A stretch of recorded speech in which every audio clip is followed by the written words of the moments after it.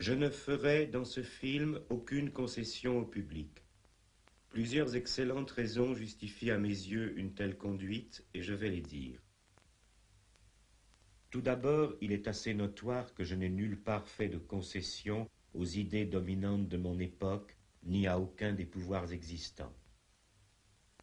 Par ailleurs, quelle que soit l'époque, rien d'important ne s'est communiqué en ménageant un public, fût-il composé des contemporains de Périclès. Et dans le miroir glacé de l'écran, les spectateurs ne voient présentement rien qui évoque les citoyens respectables d'une démocratie. Voilà bien l'essentiel. Ce public si parfaitement privé de liberté et qui a tout supporté mérite moins que tout autre d'être ménagé. Les manipulateurs de la publicité, avec le cynisme traditionnel de ceux qui savent que les gens sont portés à justifier les affronts dont ils ne se vengent pas, lui annoncent aujourd'hui tranquillement que, quand on aime la vie, on va au cinéma. Mais cette vie et ce cinéma sont également peu de choses, et c'est par là qu'ils sont effectivement échangeables avec indifférence.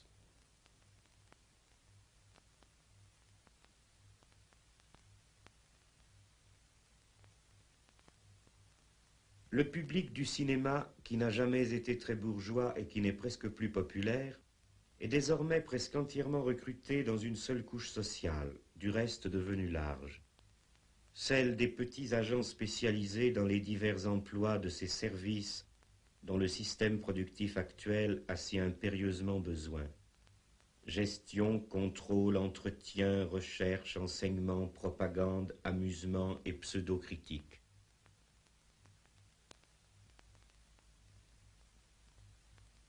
C'est là suffisamment dire ce qu'ils sont.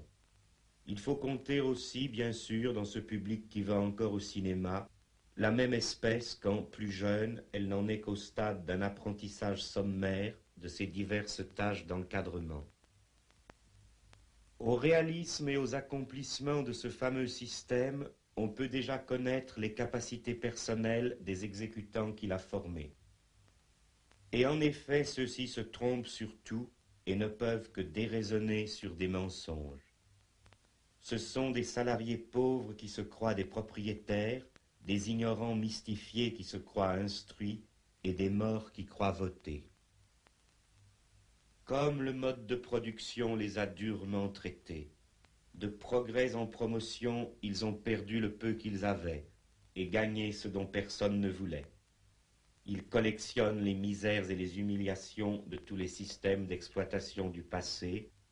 Ils n'en ignorent que la révolte. Ils ressemblent beaucoup aux esclaves, parce qu'ils sont parqués en masse et à l'étroit dans de mauvaises bâtisses malsaines et lugubres. Mal nourris d'une alimentation polluée et sans goût, mal soignés dans leurs maladies toujours renouvelées, continuellement et mesquinement surveillés, entretenus dans l'analphabétisme modernisé et les superstitions spectaculaires qui correspondent aux intérêts de leurs maîtres. Ils sont transplantés loin de leur province ou de leur quartier, dans un paysage nouveau et hostile, suivant les convenances concentrationnaires de l'industrie présente. Ils ne sont que des chiffres dans des graphiques que dressent des imbéciles. Ils meurent par séries sur les routes, à chaque épidémie de grippe, à chaque vague de chaleur, à chaque erreur de ceux qui falsifient leurs aliments, à chaque innovation technique profitable aux multiples entrepreneurs d'un décor dont ils essuient les plâtres. Leurs éprouvantes conditions d'existence entraînent leur dégénérescence physique, intellectuelle, mentale.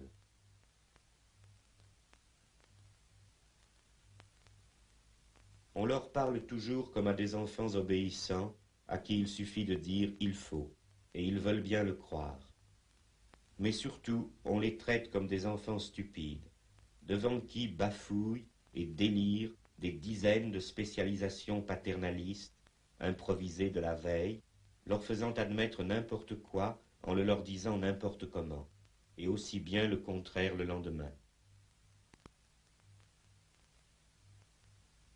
Séparés entre eux par la perte générale de tout langage adéquat aux faits, perte qui leur interdit le moindre dialogue, séparés par leur incessante concurrence, toujours pressés par le fouet, dans la consommation ostentatoire du néant, et donc séparés par l'envie la moins fondée et la moins capable de trouver quelque satisfaction, ils sont même séparés de leurs propres enfants, naguère encore la seule propriété de ceux qui n'ont rien.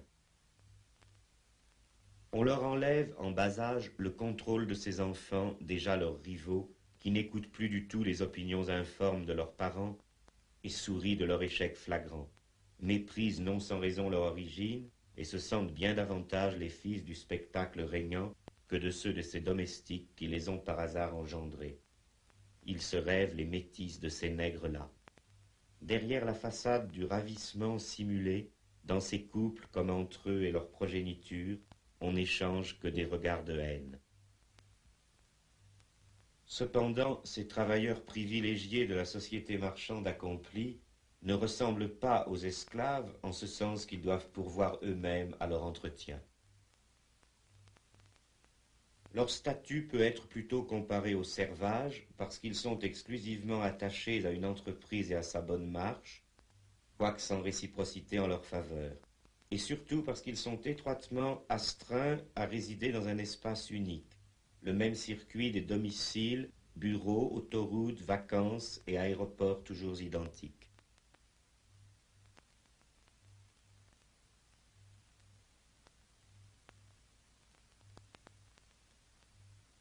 Mais ils ressemblent aussi aux prolétaires modernes par l'insécurité de leurs ressources, qui est en contradiction avec la routine programmée de leurs dépenses, et par le fait qu'il leur faut se louer sur un marché libre sans rien posséder de leurs instruments de travail, par le fait qu'ils ont besoin d'argent. Il leur faut acheter des marchandises et l'on a fait en sorte qu'ils ne puissent garder de contact avec rien qui ne soit une marchandise.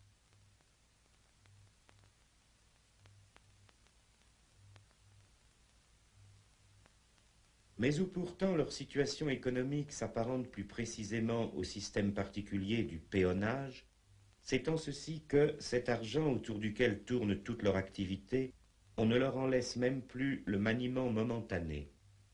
Ils ne peuvent évidemment que le dépenser, le recevant en trop petite quantité pour l'accumuler. Mais ils se voient en fin de compte obligés de consommer à crédit, et l'on retient sur leur salaire le crédit qui leur est consenti, dont ils auront à se libérer en travaillant encore.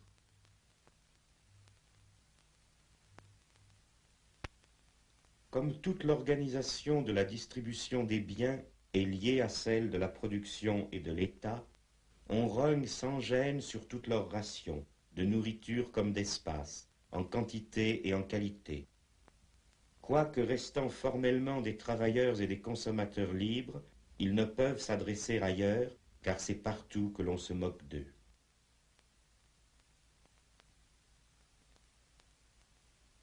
Je ne tomberai pas dans l'erreur simplificatrice d'identifier entièrement la condition de ces salariés du premier rang à des formes antérieures d'oppression socio-économique. Tout d'abord parce que, si l'on met de côté leur surplus de fausse conscience et leur participation double ou triple à l'achat des pacotilles désolantes qui recouvrent la presque totalité du marché, on voit bien qu'ils ne font que partager la triste vie de la grande masse des salariés d'aujourd'hui. C'est d'ailleurs dans l'intention naïve de faire perdre de vue cette enrageante trivialité que beaucoup assurent qu'ils se sentent gênés de vivre parmi les délices alors que le dénuement accable des peuples lointains. Une autre raison de ne pas les confondre avec les malheureux du passé, c'est que leur statut spécifique comporte en lui-même des traits indiscutablement modernes. Pour la première fois dans l'histoire, voilà des agents économiques hautement spécialisés qui, en dehors de leur travail, doivent faire tout eux-mêmes. Ils conduisent eux-mêmes leur voiture et commencent à pomper eux-mêmes leur essence, ils font eux-mêmes leurs achats, ou ce qu'ils appellent de la cuisine, ils se servent eux-mêmes dans les supermarchés comme dans ce qui a remplacé les wagons-restaurants. Sans doute leur qualification très indirectement productive a-t-elle été vite acquise. Mais ensuite, quand ils ont fourni leur quotient horaire de ce travail spécialisé, il leur faut faire de leurs mains tout le reste. Notre époque n'en est pas encore venue à dépasser la famille, l'argent, la division du travail. Et pourtant, on peut dire que pour ceux-là déjà, la réalité effective s'en est presque entièrement dissoute dans la simple dépossession. Ceux qui n'avaient jamais eu de proie l'ont lâché pour l'ombre. Le caractère illusoire des richesses que prétend distribuer la société actuelle, s'il n'avait pas été reconnu en toutes les autres matières, serait suffisamment démontré par cette seule observation que c'est la première fois qu'un système de tyrannie entretient aussi mal ses familiers, ses experts, ses bouffons. Serviteurs surmenés du vide, le vide les gratifie en monnaie à son effigie. Autrement dit, c'est la première fois que des pauvres croient faire partie d'une élite économique malgré l'évidence contraire. Non seulement ils travaillent, ces malheureux spectateurs, mais personne ne travaille pour eux, et moins que personne les gens qu'ils payent. Car leurs fournisseurs mêmes se considèrent plutôt comme leurs contremaîtres, jugeant s'ils sont venus assez vaillamment au ramassage des ersatz qu'ils ont le devoir d'acheter. Rien ne saurait cacher l'usure véloce qui est intégrée dès la source, non seulement pour chaque objet matériel, mais jusque sur le plan juridique dans leurs rares propriétés. De même qu'ils n'ont pas reçu d'héritage, ils n'en laisseront pas.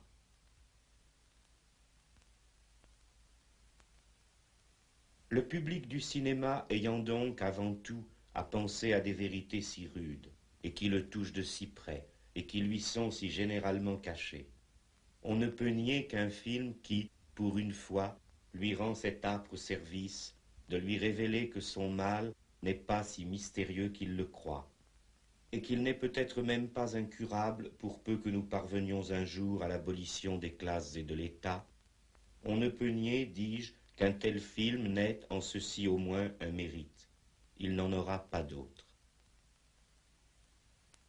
En effet, ce public qui veut partout se montrer connaisseur et qui en tout justifie ce qu'il a subi, qui accepte de voir changer toujours en plus répugnant le pain qu'il mange et l'air qu'il respire, aussi bien que ses viandes ou ses maisons, ne renacle au changement que lorsqu'il s'agit du cinéma dont il a l'habitude. Et apparemment, c'est la seule de ses habitudes qui ait été respectée. Il n'y a peut-être eu que moi pour l'offenser depuis longtemps sur ce point. Car tout le reste, même modernisé parfois jusqu'à s'inspirer des débats mis au bout du jour par la presse, postule l'innocence d'un tel public et lui montre, selon la coutume fondamentale du cinéma, ce qui se passe au loin. Différentes sortes de vedettes qui ont vécu à sa place et qu'il contemplera par le trou de la serrure d'une familiarité canaille. Vous retrouverez l'homme qui entra dans la légende par ses actes téméraires en faveur des opprimés. La flèche noire de Robin des Bois est l'histoire d'un homme sans peur qui n'hésite pas à lutter seul contre un tyran. Non, allez-vous-en, sortez tous!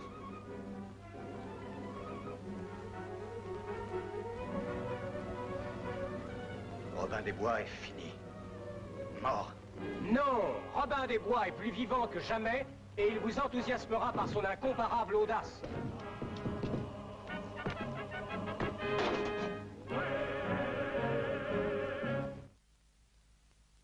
Le cinéma dont je parle ici est cette imitation insensée d'une vie insensée, une représentation ingénieuse à ne rien dire, habile à tromper une heure l'ennui par le reflet du même ennui. Cette lâche imitation qui est la dupe du présent et le faux témoin de l'avenir, qui, par beaucoup de fictions et de grands spectacles, ne fait que se consumer inutilement en amassant des images que le temps emporte. Quel respect d'enfant pour des images!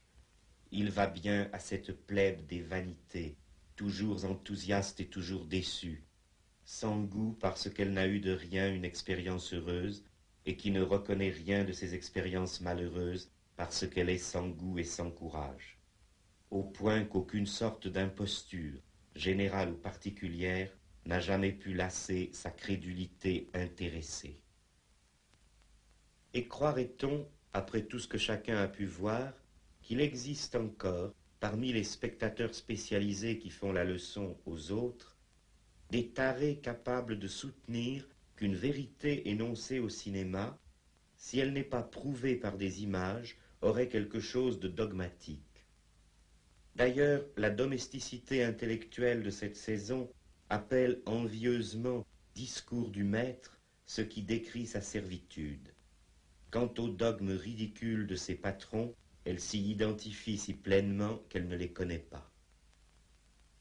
Que faudrait-il prouver par des images? Rien n'est jamais prouvé que par le mouvement réel qui dissout les conditions existantes, c'est-à-dire l'organisation des rapports de production d'une époque et les formes de fausses consciences qui ont grandi sur cette base. On n'a jamais vu d'erreur s'écrouler faute d'une bonne image. Celui qui croit que les capitalistes sont bien armés pour gérer toujours plus rationnellement l'expansion de son bonheur et les plaisirs variés de son pouvoir d'achat reconnaîtra ici des têtes capables d'hommes d'État.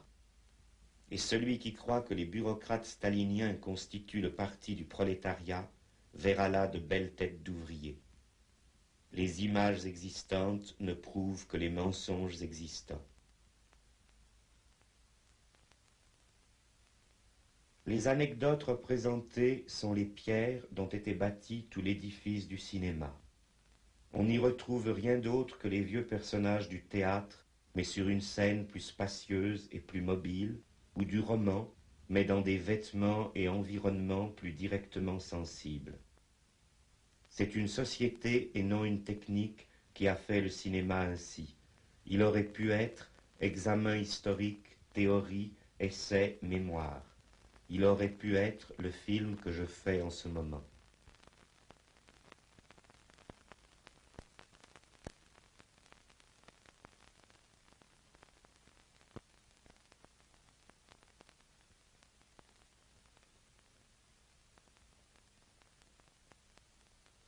Voici par exemple un film où je ne dis que des vérités sur des images qui toutes sont insignifiantes ou fausses. Un film qui méprise cette poussière d'images qui le compose. Je ne veux rien conserver du langage de cet art périmé. Sinon peut-être le contre-champ du seul monde qu'il a regardé et un travelling sur les idées passagères d'un temps. Oui, je me flatte de faire un film avec n'importe quoi, et je trouve plaisant que s'en plaignent ceux qui ont laissé faire de toute leur vie n'importe quoi.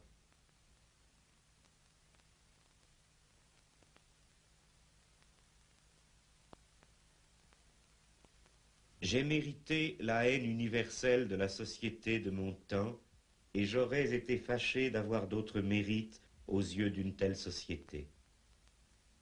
Mais j'ai observé que c'est encore dans le cinéma que j'ai soulevé l'indignation la plus parfaite et la plus unanime. On a même poussé le dégoût jusqu'à m'y piller beaucoup moins souvent qu'ailleurs, jusqu'ici en tout cas. Mon existence même y reste une hypothèse généralement réfutée. Je me vois donc placé au-dessus de toutes les lois du genre. Aussi, comme le disait Swift, ce n'est pas une mince satisfaction pour moi que de présenter un ouvrage absolument au-dessus de toute critique. Pour justifier aussi peu que ce soit l'ignominie complète de ce que cette époque aura écrit ou filmé, il faudrait un jour pouvoir prétendre qu'il n'y a eu littéralement rien d'autre, et par là même que rien d'autre, on ne sait trop pourquoi, n'était possible. Eh bien, cette excuse embarrassée, à moi seul, je suffirais à l'anéantir par l'exemple. Et comme je n'aurais eu besoin d'y consacrer que fort peu de temps et de peine, rien ne m'a paru devoir me faire renoncer à une telle satisfaction.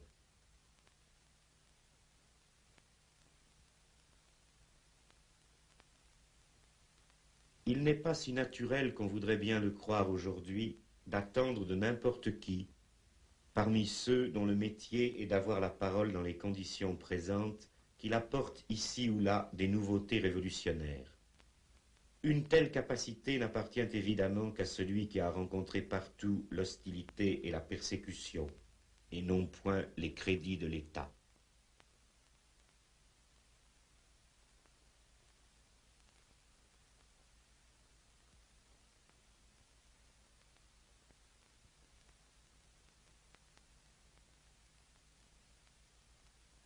Et même, plus profondément, quelle que soit la complicité générale pour faire le silence là-dessus, on peut affirmer avec certitude qu'aucune réelle contestation ne saurait être portée par des individus qui, en l'exhibant, sont devenus quelque peu plus élevés socialement qu'ils ne l'auraient été en s'en abstenant.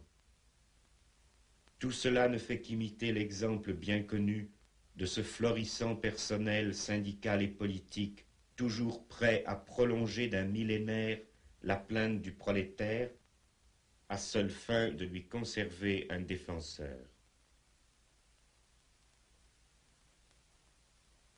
Pour ma part, si j'ai pu être si déplorable dans le cinéma, c'est parce que j'ai été grandement plus criminel ailleurs. De prime abord, j'ai trouvé bon de m'adonner au renversement de la société, et j'ai agi en conséquence. J'ai pris ce parti dans un moment où presque tous croyaient que l'infamie existante, dans sa version bourgeoise ou dans sa version bureaucratique, avait le plus bel avenir.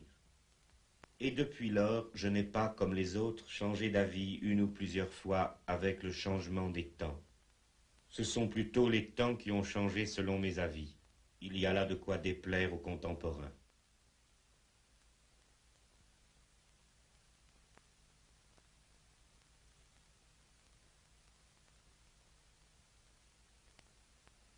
Ainsi donc, au lieu d'ajouter un film à des milliers de films quelconques, je préfère exposer ici pour